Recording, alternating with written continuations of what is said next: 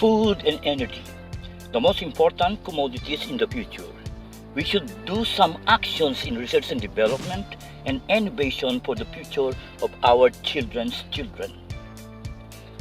From 2001 to 2007, I did my independent research and development and innovation in aquaculture from 2003 to 2007. I transferred to Aqua Farming Tech Incorporated to test my broodstock red and golden orange tilapia with the approval of Rocky Friends to test it in this farm. He is also the founder and CEO. When I was in Aqua Farming Tech, I collaborated with Rocky Friends in research and development and innovation in intensive culture system in aquaculture. Most of it are out-of-the-box ideas, and the experimentation we have done was recorded in videos and in my personal journals. Rocky Friends and me, Efren Tadiaman, had done some innovations never been tried in aquaculture. Rocky and me is the same age. We are born in 1957. We are the baby boomer.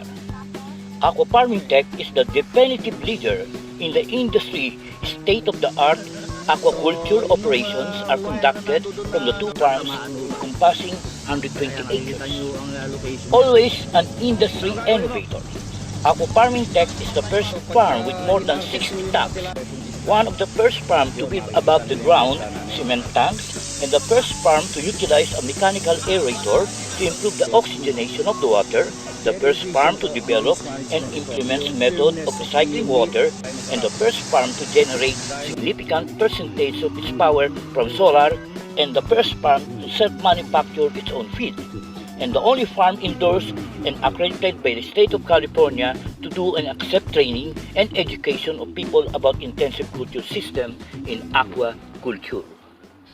In a world with increasingly limited land for growing food, we invest in agricultural enterprises that produce the highest possible yield per acre.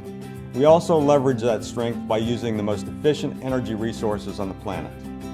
It's no secret that some of the smartest investors in the world are betting on the development of highly efficient methods of growing food in smaller spaces. People like George Soros, Warren Buffett, and Bill Gates have seen the numbers and added farmland to their portfolios. Here's what they know. The world's population is projected to be 40% higher by 2050 than it is today. That's not far down the road, and yet our farmland is shrinking every year. An estimated worldwide equivalent of 40% of California's agricultural land is lost every 18 months, which will result in a dramatic increase in the cost of food. But there's hope and opportunity. There are methods of farming that can address these frightening numbers and help feed a hungry planet while generating profits for forward-thinking investors. In short, a chance to do well by doing good. In this respect, New Global Energy Business Unit, Aqua Farming Tech, has been at the forefront of developing and implementing the most advanced sustainable methods of producing premium seafood since 1993. Its operations are located just east of Palm Springs, in the heart of the Coachella Valley in California. When Aqua Farming Tech started, global aquaculture accounted for less than 10% of seafood consumption. Now it's about 40%. The United States imports about 86% of its seafood, only half of which is wild caught. In fact, what looks like a brilliant idea now had its critics 20 years ago, as our aqua farming manager, industry legend Rocky French explains. When we started, everybody was thinking that we were crazy because we're trying to build fish farm in the desert. It turned out this is the very best place to start fish farming. But as ideal as the Coachella Valley is for growing tilapia, this type of farming also has its pitfalls. In California and elsewhere, other fish farms have shut down as a result of three persistent issues. We're fortunate that Rocky and the rest of our technical team have met these challenges. High density type of fish farming, you're faced with like three major problems. Electricity, feed, and water. In our case, we're able to mitigate our problem by putting a solar array. We save about, we save about 80 to 90% of our electric bill already. The second issue was water use. And of course, in the farm, we're doing recirculation. We pump the water, it goes into our reservoir, gets cleaned up by the water vegetation. Well, one of the major costs of fish production is feed. We figure that if we could build our own feed mill, design our own feed, and have better control on what type of ingredients that we could put in the feed, this would be a major contribution to the production of good quality, sustainable type of fish. In addition to producing our own feed, Aquafarming Tech has developed a proprietary fish feeding methodology that is projected to save up to 70% of the overall feed cost. The program involves feeding our fish green algae for the first 4 months in the grow-out ponds. In their natural environment, tilapia, which are vegetarian, feed on nutrient-rich algae and other aquatic plants. This sustainable technique dramatically lowers the feed cost, and the oxygen-producing action of the algae reduces electricity costs by diminishing the need to run mechanical paddle wheels to aerate the water during the day when the electricity rates are at their highest. By successfully solving critical cost issues that confront fish farming in this area, we lead the industry in tilapia farming, and we are in a position to acquire or lease other California fish farms as they have closed. Because Aquafarming Tech has perfected high-density aquafarming, our yields are much higher per acre than traditional fish farming. Most farms yield about 1,200 to 1,500 fish per acre, while we average 30 to 35,000 fish per acre.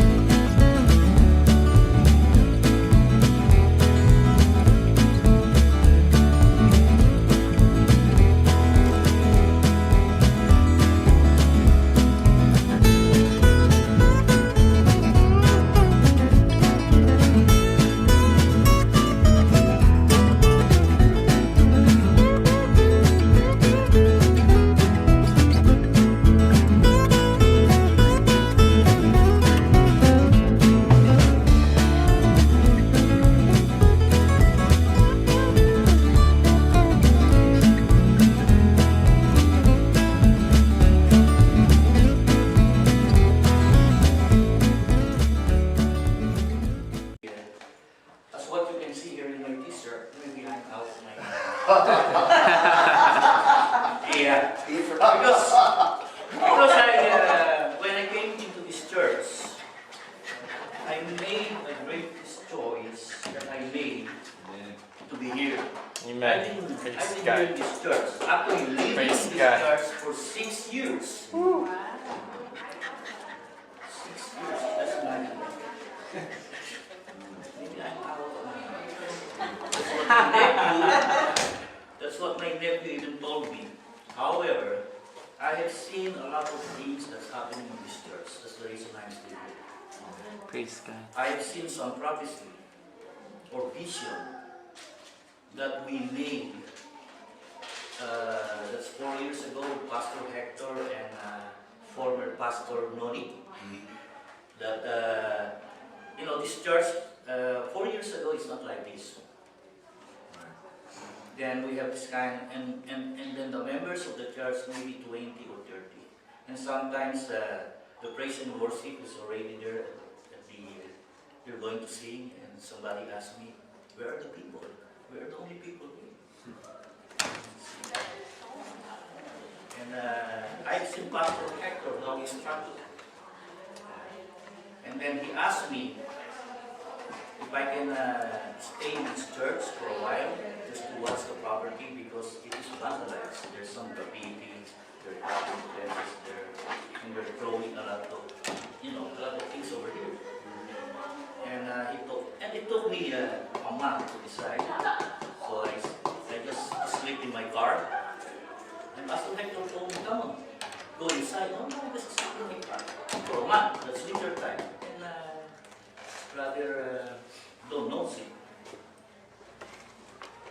And then I decided, because I don't want to, take advantage of something that they're offering. So I just endured the winter time, it's cold.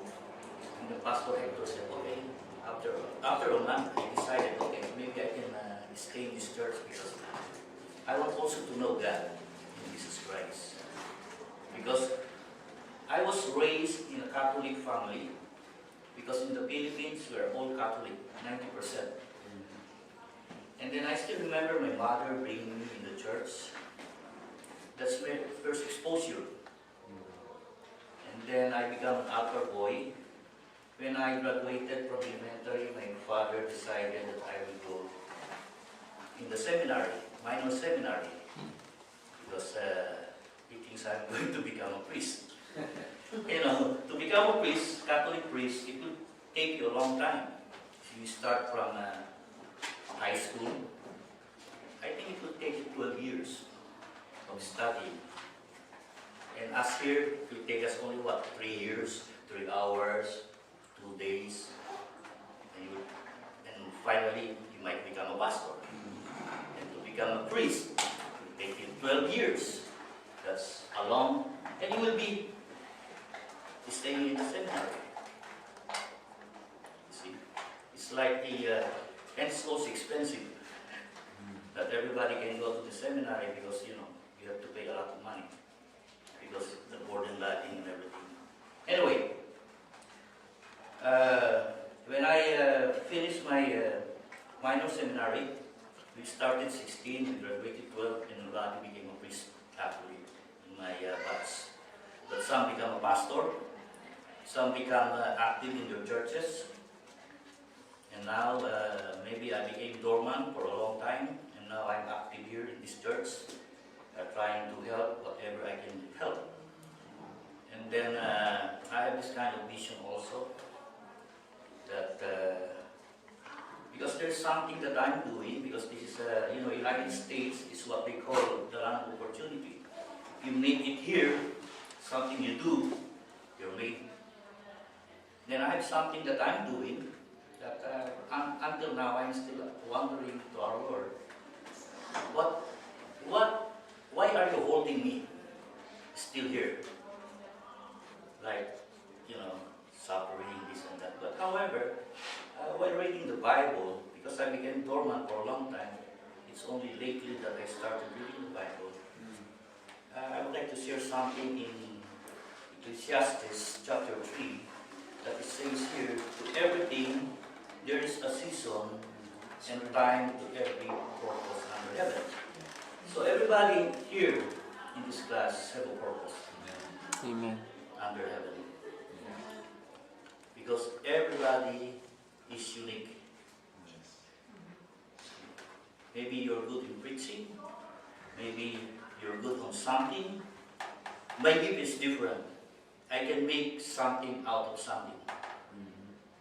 So, actually when I started really committing myself, I even made that, Jesus Christ is the same yesterday, today, and forever, over there. Church. So, I handmade it. Then, I made a cross. And everybody's even laughing when I'm starting to make it. Said, what are you doing? I'm making a cross. What cross? A small cross? No. I'll crucify you there. It's a big one. So anyway, so that's 2008. And then one thing also that I really love in this place is a small congregation. And then it's paid off. We don't have any neighbors that's really going to bother you. So I started living in the Airstream, doing some research work. I love it because nobody's bothering me and they think I'm crazy. So anyway, to make the story short, I started also attending the school because I want to learn something. How the church works, what is this they're talking about. So, by being dormant for a long time, I started to know Jesus because when Pastor Hector asked me to receive Jesus Christ in 2008, he said, you know what? When I pray that you're going to receive Jesus Christ, I don't feel anything. And I told him the same to you also. I did not feel anything. See? Because maybe the seed is there. Right. But you need nourishment to germinate it, to grow little by little. It's not I pray for you, you receive it already. It's not. You have to work for your salvation. You let it grow. You have to nourish it through Scripture. Amen. And we have an awesome God. Amen. Yes, pray. You see? Because the reason that I'm going to say that we have an awesome God, and Jesus Christ.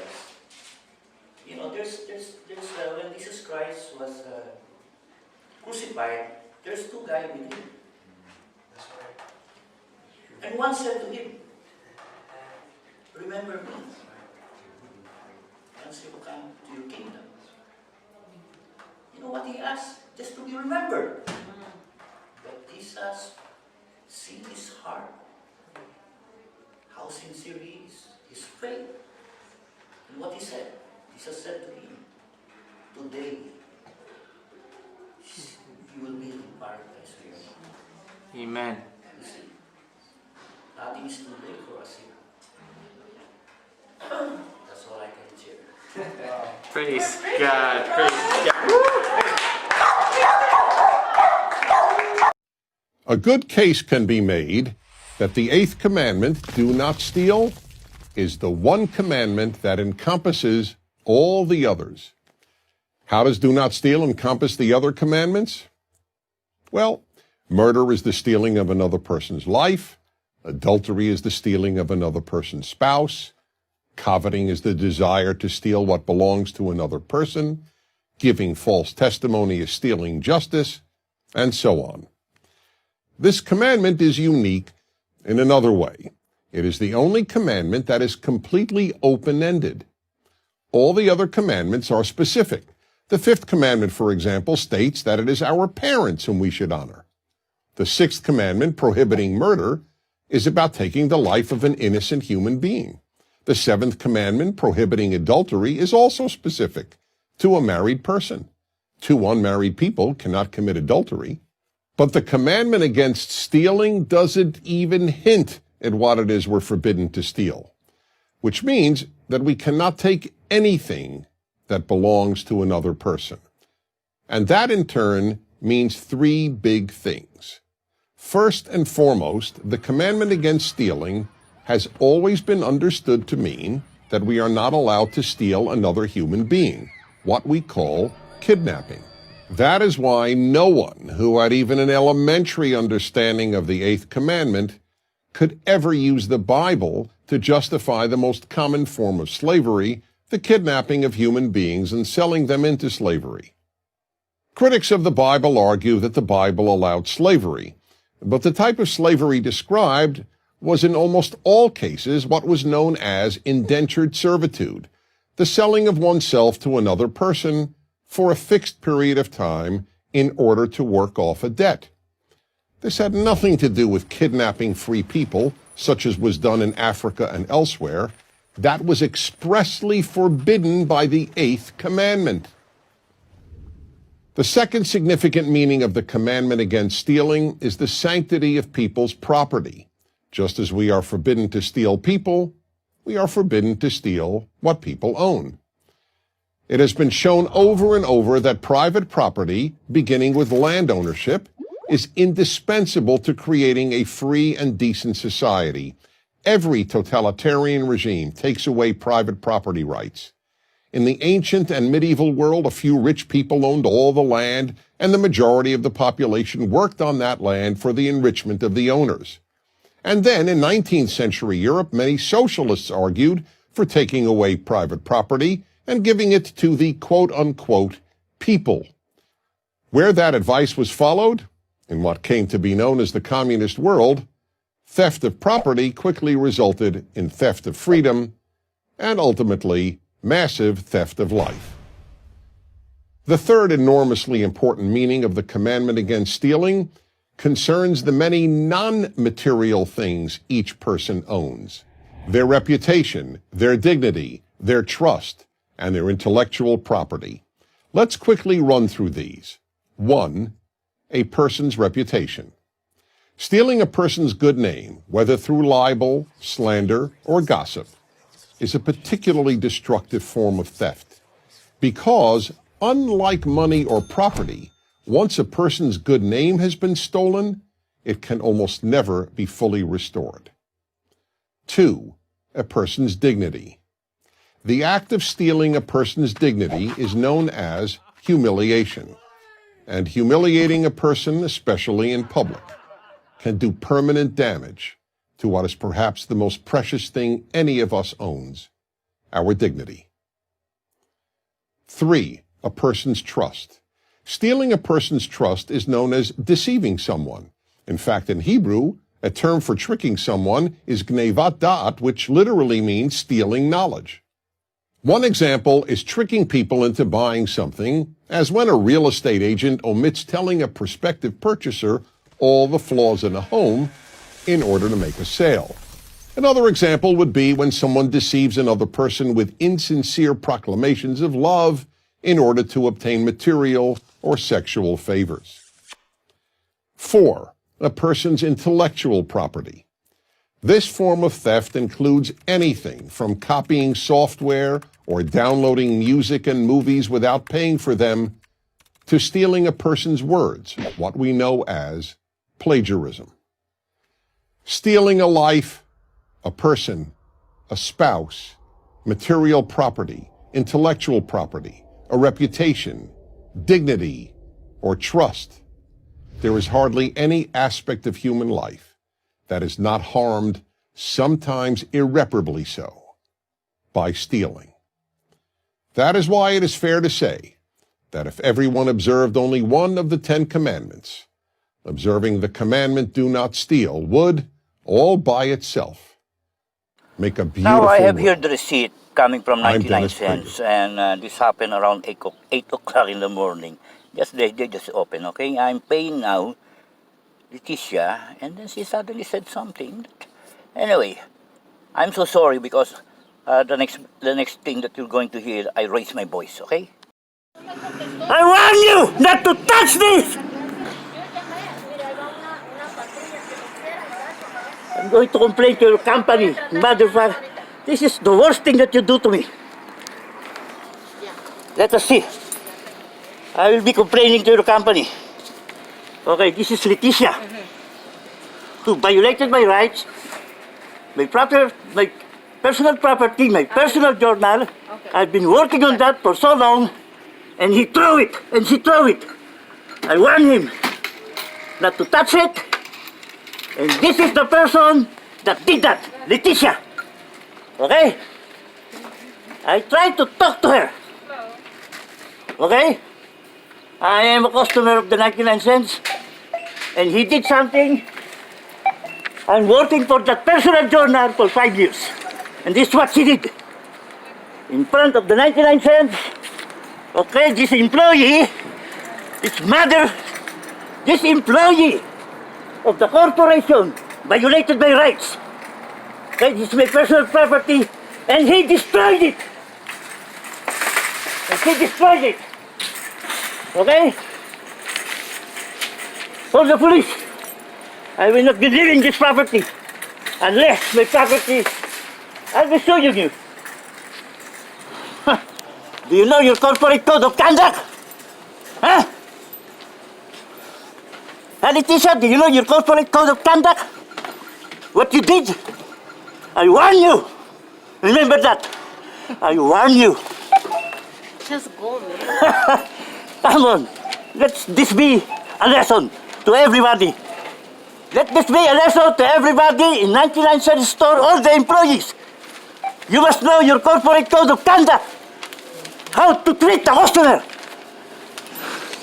And this is what they did to us. This is what they did to me. My personal journal that I'm working to sue a corporation also. Okay?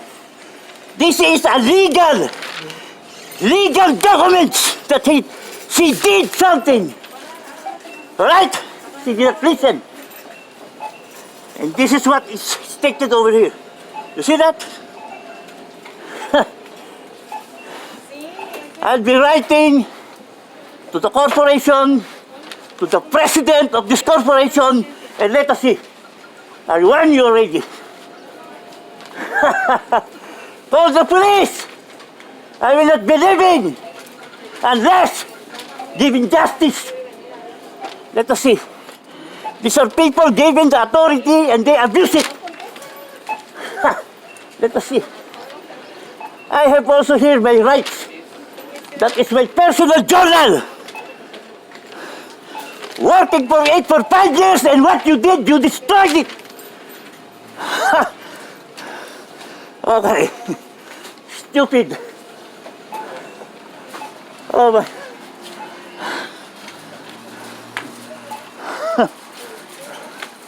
Okay, I will not touch that. I will not clean that. Let us see.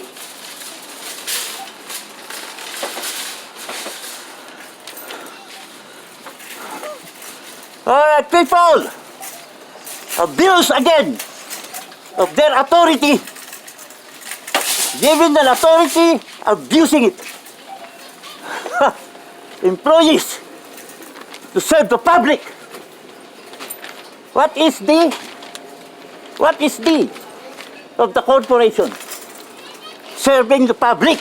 You are an employee. You know your corporate code of conduct. You know what? We are customer over here. You know your rights. I know my rights. Leticia, do you understand it? Stay here, so... No, I will not be. I will not stop unless giving and justice to my property. This is what she did. This is what she did. Where is the supervisor of this corporation, of this branch of 99 cents? I need the supervisor.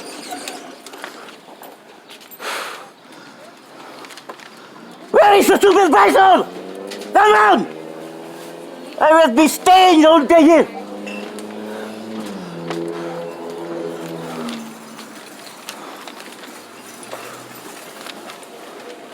I need the supervisor of this branch.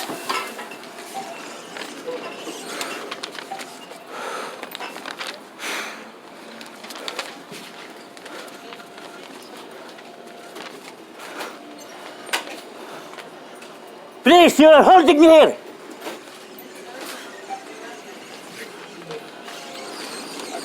I want the supervisor of this branch right now.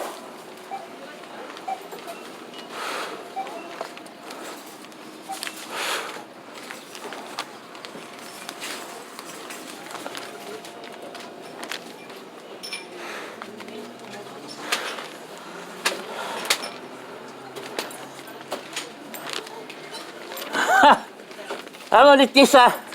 Call your supervisor to know the side of mine, not only your side. Hey, Leticia, come on.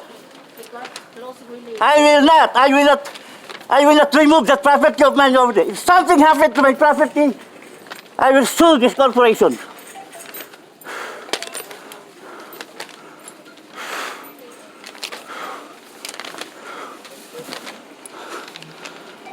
Fuck, man.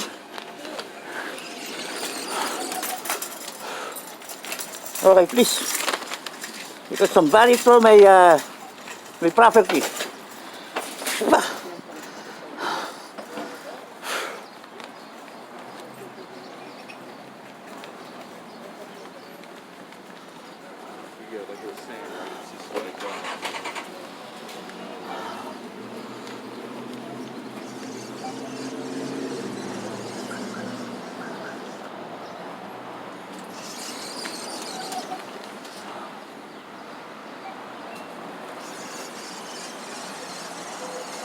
Man, that's the worst thing that she did to me. I've been working on that personal journal for 5 years. I'm putting up a legal case against a company also.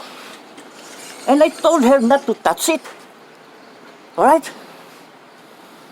Because I'm going to just get my phone to document everything. And what she did, she threw my personal legal. That's a legal journal. I've been putting that for 5 years. I know the law. All right?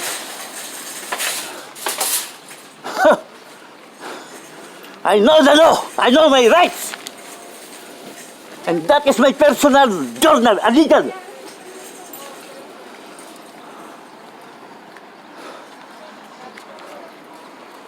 Stupid. Abuse of authority. But man, I know my rights also. Let us see.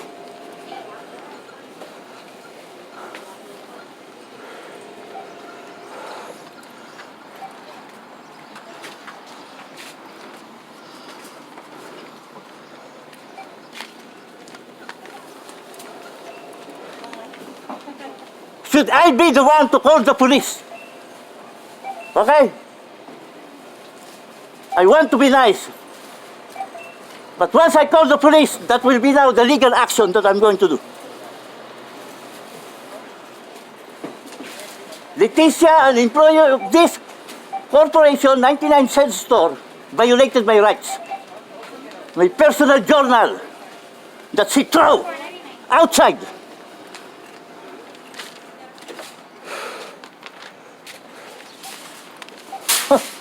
Let us see who is who.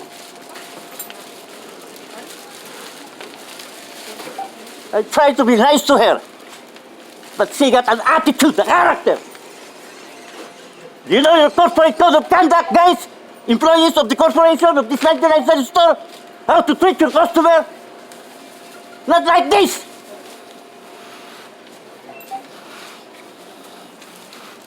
Why, you think everybody that's going to this 99-cent store is like me? You know who I am? Do not judge a person because the way he looks. I'm also putting up my own corporation. And I know the law.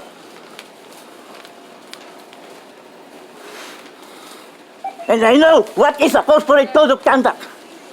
What is a corporation to serve the public, not to harass. I'm a customer. I can show my receipt every day. Why I'm here.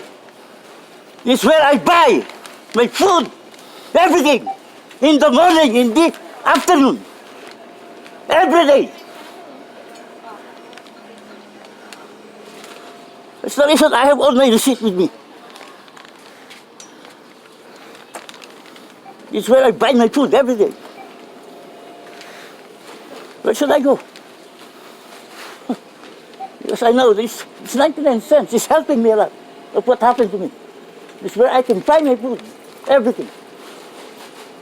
That's the reason 99 cents. Everybody is coming here now.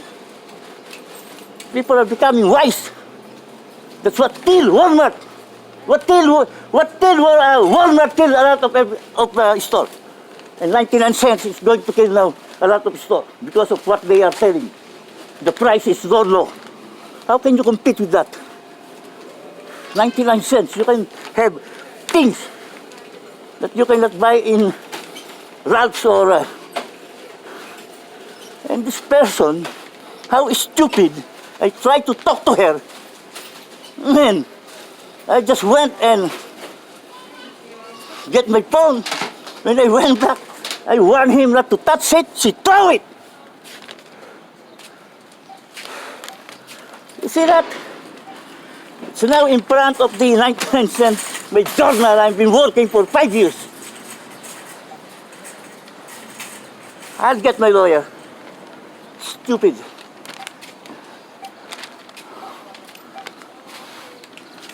But I need the supervisor of this branch before I'll talk to my lawyer, okay? Where is the supervisor? Please, don't hold me here. before I'm going to talk to my lawyer.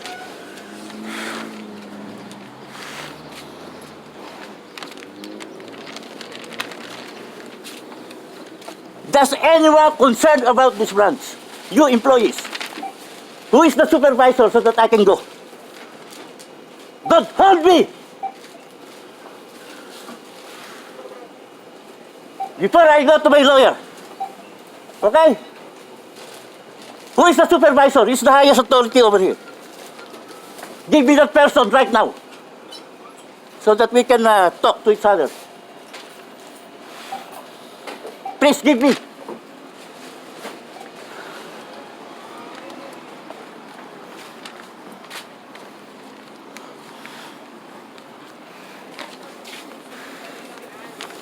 To show to everybody that don't even abuse your position, okay? Respect the rights of others. I warn her not to touch it. Because the reason I went over here to show to her something so that everything will be, I don't want any trouble. Because everybody have to respect their rights. And I know, but she did not listen. This is one thing hey, if somebody is trying to explain something, listen. I'm not here to intimidate anybody, to threaten anybody. She threatened me.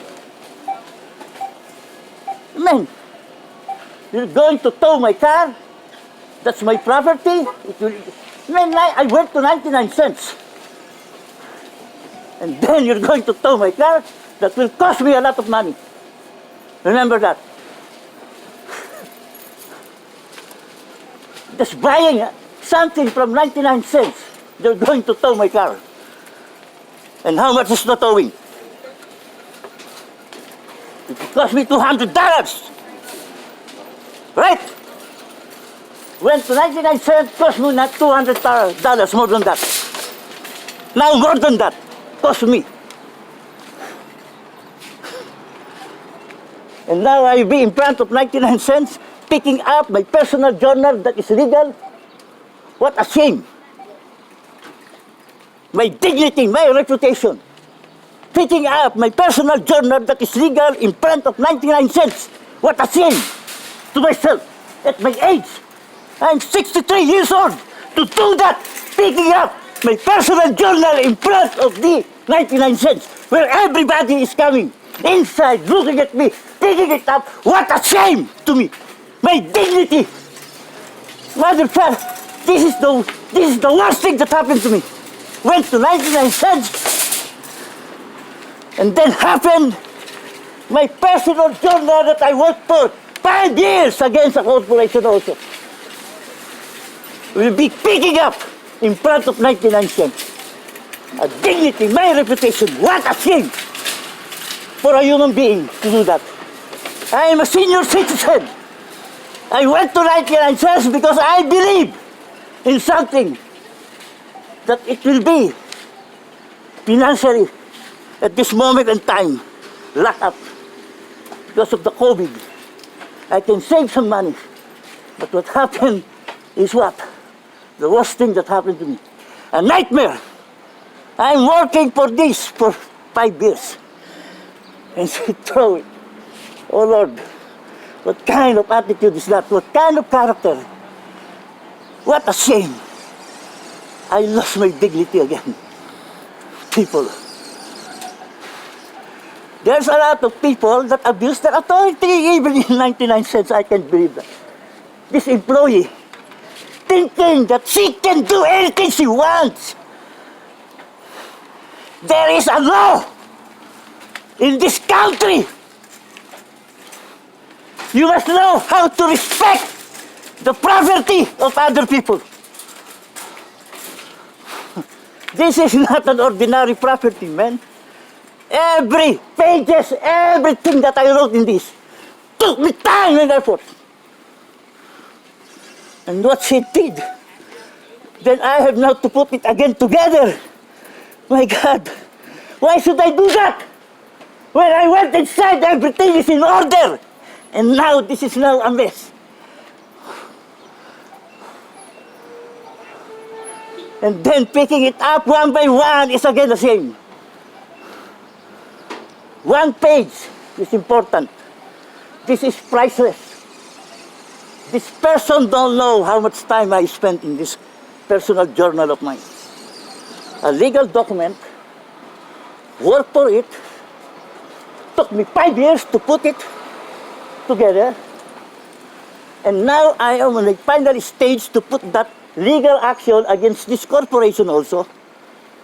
And this corporation is not an ordinary one. Why it took me that long? Because this is a fucking mega church, which is also a corporation. A very hard legal case, because it is a church. But this church is a mega corporation also, a non-profit. But it's a corporation. Nobody can get away.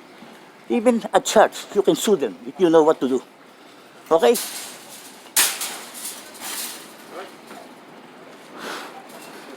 Sit. So where is your supervisor, ma'am?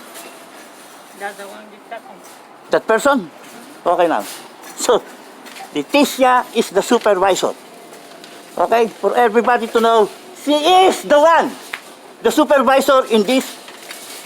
So now I'm going now to go and directly talk to the head office of this corporation, 99-cent store, and file a complaint against this person of what she did to me.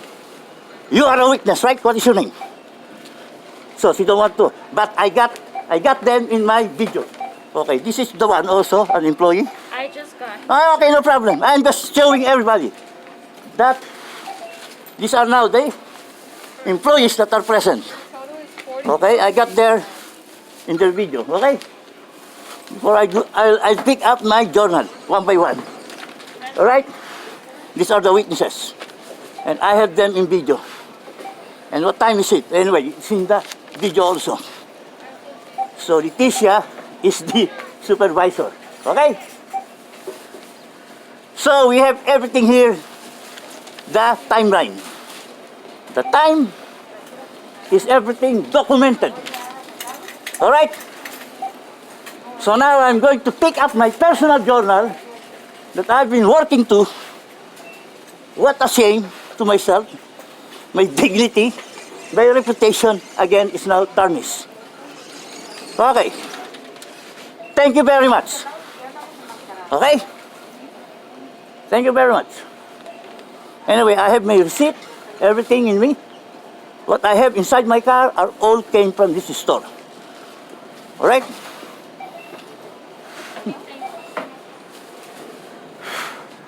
What a shame.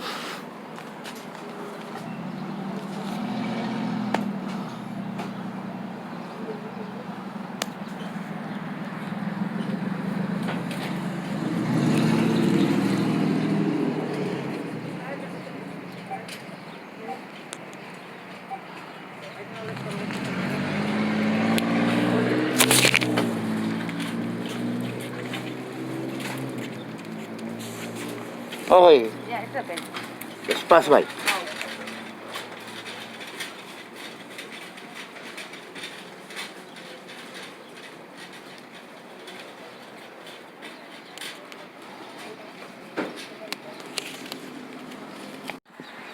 Okay. You ever need help? Yeah. You good? Later. Alright. You sure? Yeah. I'll pick it up for you. Yeah. Okay, sir. So this is now the police for everybody to know, so that everybody have transparency in what happened, so that we will know the other side and my side, and we have here now these people.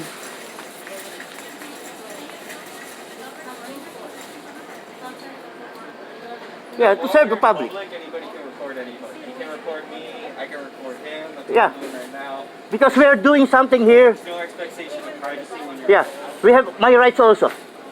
Because we are now going Can to you go. step out of the Yeah, sir. Thank you.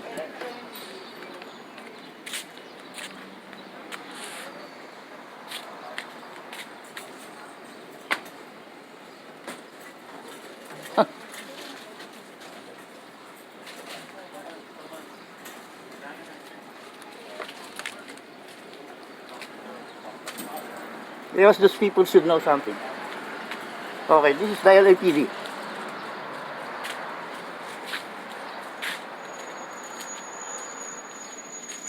Okay, the police is now over there, the LAPD, and I told them already what happened, and it's good. It's the Captain Shin. Anyway, this is only it's a small thing that, but however, what she did is really unforgivable, and she should be accountable for any actions that she's going to do, because there's a lot of things that people should know.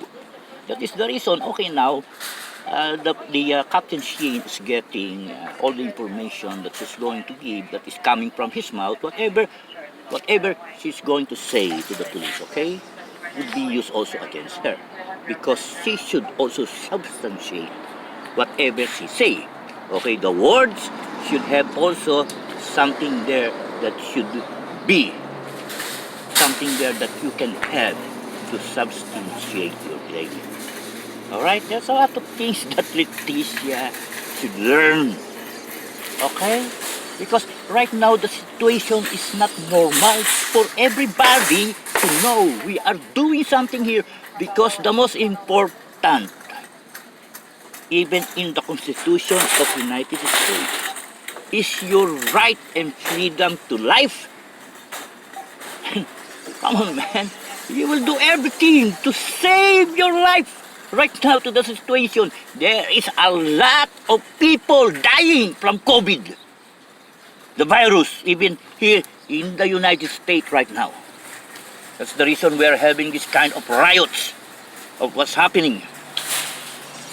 And there's something here that Leticia don't understand why I am here doing something that is also too for me, because I am the only one who knows how to save my life.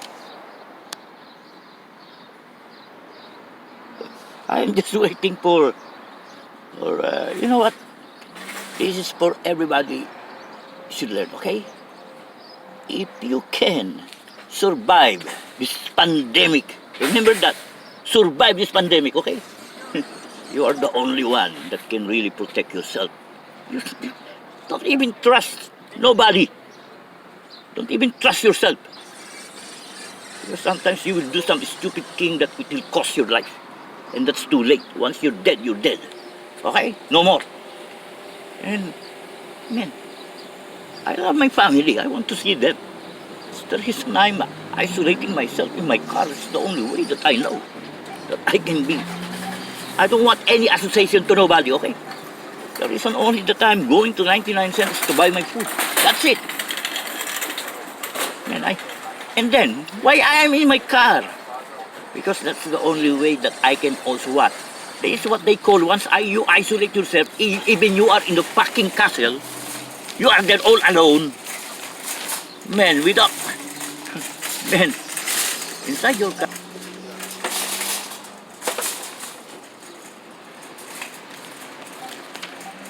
Anyway, this is what happened, alright? This is what's happening now. Leticia is explaining something to the police, okay? I don't know what she said, but let the police just let them listen. And because whatever you say, it should be substantiated. Okay, sir. So you know now what happened, okay? Her size, okay, I would like to know, this is, what is your rank? Police officer. Okay, Shin, and this is the police captain. Yeah. Yeah. Yes, sir. Can I do can I take the video for my legal? Okay. Yes, sir. Okay, now. Can I have you here? Yeah. Yes, sir. There's people are, you know. Yeah, I know. So what's going on today? Huh? So what's going on today, sir? Okay. What happened? I went inside. Okay. I've been here because I'm a customer of 99 cents store. Okay. Because of what happened now to us, because of the lockup. So I found out that in 99 cents you can buy everything. That it can save you financially. Alright? That is the reason I am here. This is where I buy everything. In the morning, my food, everything. That's the reason I'm here. And I'm also living in my car, to let you know. Okay? Because what happened to me, why I am living in my car, is because also of what this church did to us. I cater. We do also something for the homeless. I am the property custodian of the church. Let's not go there. Let's go now to this, okay? I'm working a legal case. I'm working on that for 5 years, and these are my personal legal journal. The reason I have it to show to her why I am here. Okay? Because the corporate code of conduct, if they know, I'm a customer. The reason I'm here.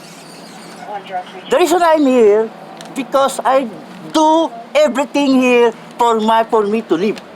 The food, everything. Because the 99 cents, I found out, you can buy a lot of things that you can save. Okay? And it says here, as a customer, you see, in the morning, noon, at night, everything I bought here. Okay. That's the reason I'm here. Efren, the reason. Yeah, okay. So now, this is now the officer that know. This is my legal journal so that my lawyer will know what happened. So that I will not be holding these people. Okay, sir, thank you very much. So now, at least, we will be in the court. Okay. So now we know. Morning. Okay, sir, thank you, sir, for helping me. I don't want. Right now to the. Yeah. Okay, I don't want to hold you because I know that you are needed. Okay, thank you very much. So we have now here people who serve the public. Okay, Yeah. thank you very much, sir. All right, salamat. So, thank you. Now I'll pick it up. Okay, thank you. Tagalog? Yeah. I speak a little bit. Yeah. So, salamat po. Salamat po. So at least now we know people serve the public.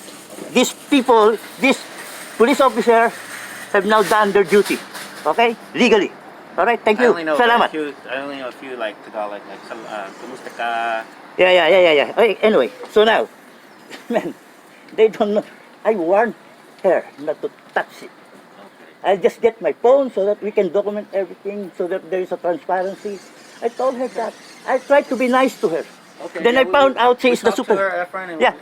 And thank you, sir. Right now, your stuff is kind of blocking the. Yeah, I know. So can you guys? So, yeah. Thank you, sir. And do you live over here? I'm sorry. No. That's my car. The yellow one? Yeah, Lancer? yeah. Oh, that's one. Okay. Sir, thank you. Okay. Okay, I'll pick it up. So now I have the... Greetings, my Christian brothers and sisters. I'm right now here in... that is Turbida and Nordoff. The reason I'm here, I'm trying to see if my spiritual brother, Nonito Abo, is here. As I check it, maybe he's here because there's some thing that here that is not really normal, okay? So I know that somebody is here. I isolated and quarantined myself inside my car, and this is Smiley. Okay, he is the one that, because LA is not a good place, so that once I'm sleeping, they think somebody is with me. And Smiley is here, my artificial friend, okay? I have here a, I made this one, okay, from a, where a candy used to be, okay? Garapon ng candy na plastic. Kinat ko, ginawa kong face shield. Anyway, this is funny, but it can be helpful. Okay. Now you see, what it looks like. Really funny, okay? But it's really, it fits my face, okay? There are 3 ways for you to be infected by this virus, the COVID-19. Through eyes, okay, through your nose, and through your mouth. And how are you going to be infected? Okay? Once the person that is a carrier, which means already infected by the virus, once he is going to cough, sneeze, or even they said by talking. And what is the most effective way to prevent that? Okay, they're so simple. Okay, first, your hands. Okay, you have to wash always your hands with soap or any alcohol. All right, washing. And then by preventing, touching your face, touching your eyes, touching your nose, or your mouth. Before you touch your mouth, okay, because, okay, we cannot prevent in touching our face. So you must have a face shield, the most important one. Simple, all right? I have, I was thinking about how are we going to prevent that we will be infected by this virus. Virus, okay, we cannot see. There are only three ways that you can be infected, okay, to go inside your body, all right? Through your eyes, once you touch, that is already proven, they said through your eyes, through your nose, and through your mouth. And how are you going to be infected? The most important thing, all right? Once somebody that is already a carrier, there are some that is asymptomatic, no symptoms. Okay, they say even through talking, you can be infected. That is really, people don't even take that into consideration. Remember this is your life. You will do everything that you want to be protected. Okay, everybody will die, but you don't want, like a duck cannot even quack. So, right now, this is not a joke. Okay, this virus is not a joke. It's killing a lot of people already, especially here in the United States of America. And you know what? Resources are becoming, you know, everybody is now trying to protect himself. And I hope everybody should be resourceful. You know what? Try to use your imagination. What you have right now, man, there's a lot of things. This is only a simple thing to prevent infection. You know what? Prevent it in going inside your body. The most important thing about this virus, okay? Prevention. Okay, the virus is invisible, okay? But you know, invisible, but you know that it can be transmitted through what? Coughing, sneezing, even talking. So now, you know now the cause, okay? For you to be infected. Common sense, sentido común, okay? Wag ka bang to be like all-knowing fool. Don't be a fool, okay? Or stupid. You know what? I am ignorant, but I can learn. And you know what? And I got 63 years of experience doing the right way through trial and error. Okay? My experience and failure is my best teacher. That's what separates a man from a boy. Alright? Don't do